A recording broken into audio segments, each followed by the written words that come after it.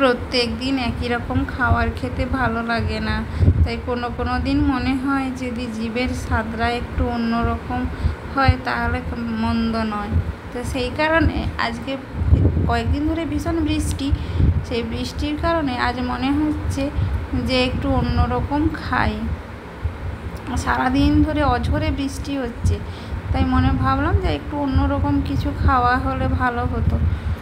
তারপর আজকে ছেলের পরীক্ষাও শেষ, 1 মাস ধরে ওদের পরীক্ষা চলছে, এই খাওয়ার ওই খাওয়ার সে খাওয়ার, ওর একটু রেস্ট্রিকশান থাকে খাওয়াতে, তাই পরীক্ষা চলাকালীন যাতে সুস্থভাবে পরীক্ষাটা দিতে পারে, সেই কারণে যেমনই হোক না কেন সুস্থ থেকে যেন পরীক্ষাটা দেয়, খুব বেশি যে পেতে হবে সেটাও নয়।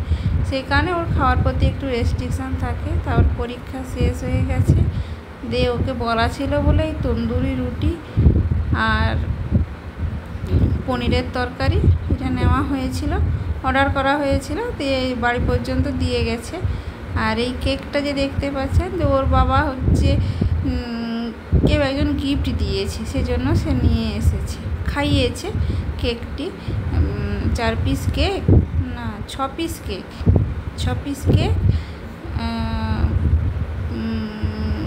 খেতে দিয়েছিলেন, খায়নি, বাড়িতে নিয়ে এসেছে।